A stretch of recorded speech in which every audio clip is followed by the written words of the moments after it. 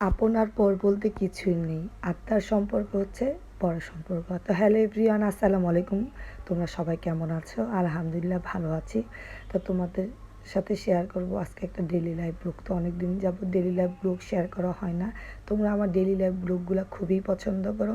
তো সেদিন গিয়েছিলাম ছোট বোনের বাসায়। তো একটা সিম্পল একদম লাইট কালার একটা ড্রেস নামিয়েছি। আর যেহেতু অনেক দূরে যাব, সাথে হেজাব প্লাস জুয়েলারি ম্যাচিং করে নিয়েছি। আর আমি একটু ম্যাচিং করে পড়তেই বেশি পছন্দ করি। দেন ওর বাসার কাছে এসে টুকিটাকি কিছু খাবার নিয়ে নিলাম। দেন বাসায় গেলাম। বাসায় যেয়ে নাস্তা করলাম। তারপরে বাবুর সাথে খেলা করছিলাম। বাবু টিভি দেখছিল। দেন সবাই বসে একটা অনেক গল্প করছিলাম। তো গল্প করতে করতে অনেক রাত্র হয়ে গিয়েছে। দেন আমার হাজব্যান্ড আসছে। তারপর আমরা সবাই খেতে বসেছি।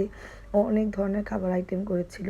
তো এই জন্যই বললাম অনেক রাত্র হয়ে গিয়েছে, আর তোমাকে ওইভাবে সার্ভ করতে হবে না, যেভাবে আছে ওইভাবে নিয়ে আমরা খেতে বসে যাই।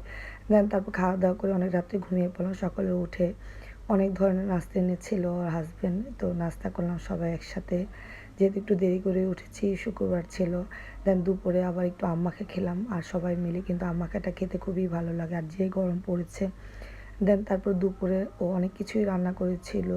তারপর আরও কিছু রান্না করতে চেয়েছিল, পোলাও। আমি বলছি যে না, দরকার নেই, এত গরম।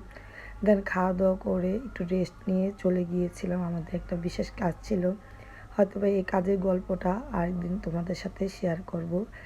তো তারপর আমরা বাসায় চলে আসলাম। বাসায় এসে একটু রেস্ট নিয়ে আইসক্রিম খেলাম, নাস্তা খেলাম। দেন তারপর রেডি হচ্ছিলাম। রেডি হয়ে বাসার উদ্দেশ্যে রওনা দিব। দেন রেডি হওয়া শেষ।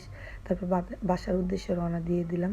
তো ব্লগটা তোমাদের কাছে কেমন লেগেছে অবশ্যই কিন্তু কমেন্ট করে জানাবা। তো এখানেই আজকের মতো আল্লাহ।